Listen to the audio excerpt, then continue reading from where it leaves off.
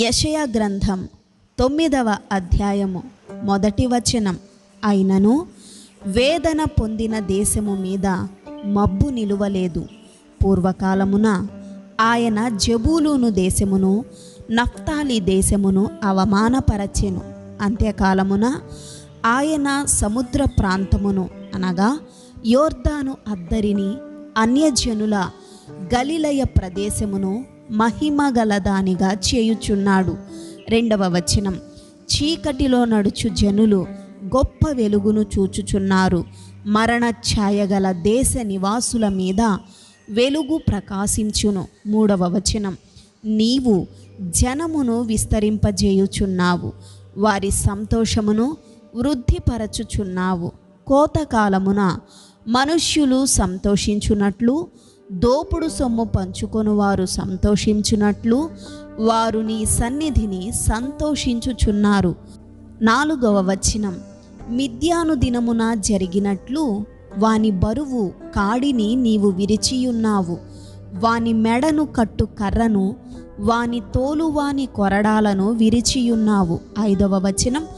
యుద్ధపు సందడి చేయు యోధులందరి జోళ్లును, రక్తములో పొర్లింపబడిన వస్త్రములను అగ్నిలో వేయబడి దహింపబడును.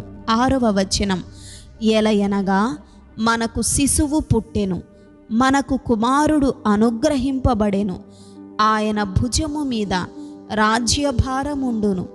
ఆశ్చర్యకరుడు, ఆలోచనకర్త, బలవంతుడైన దేవుడు, నిత్యుడగు తండ్రి, సమాధానకర్తయగు అధిపతి అని అతనికి పేరు పెట్టబడును.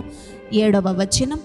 ఇది మొదలుకొని మితి లేకుండా దానికి వృద్ధియు క్షేమమును కలుగునట్లు సర్వకాలము దావీదు సింహాసనమును రాజ్యమును నియమించును. న్యాయము వలనను నీతి వలనను రాజ్యమును స్థిరపరచుటకు అతడు సింహాసనాసీనుడై రాజ్య పరిపాలన చేయును. సైన్యముల కధిపతియకు యెహోవా ఆసక్తి కలిగి దీనిని నెరవేర్చును. 8వ వచనం.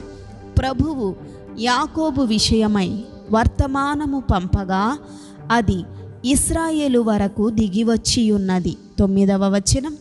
అది ఎఫ్రాయిముకును షోమ్రోను నివాసులకును ప్రజలకందరికీ తెలియవలసియున్నది. 10వ వచనం. వారు ఇటుకలతో కట్టినది పడిపోయెను, చెక్కిన రాళ్లతో కట్టుదము రండి, రావి కర్రతో కట్టినది నరకబడెను, వాటికి మారుగా దేవదారు కర్రను వేయుదము రండని అతిశయపడి గర్వముతో చెప్పుకొనుచున్నారు. 11వ వచనం. యెహోవా వాని మీదికి రెజీనునకు విరోధులైన వారిని హెచ్చించుచు వాని శత్రువులను రేపుచున్నాడు. 12వ వచనం. తూర్పున సిరియాయు, పడమట ఫిలిస్తీయులను నోరు తెరచి ఇశ్రాయేలును మృంగివేయవలెనని ఉన్నారు. ఇలాగు జరిగినను ఆయన కోపము చల్లారలేదు, ఆయన బాహువు ఇంకనూ చాపబడి ఉన్నది. 13వ వచనం. అయినను జనులు తమ్ము కొట్టిన వాని తట్టు తిరుగుటలేదు, సైన్యముల కధిపతియగు యెహోవాను వెదకరు. 14వ వచనం. కావున యెహోవా ఇశ్రాయేలులో నుండి తలను, తోకను, తాటి కమ్మను, రెల్లును ఒక్క దినమున కొట్టివేయును. 15వ వచనం.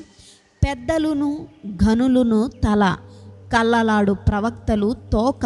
16వ వచనం.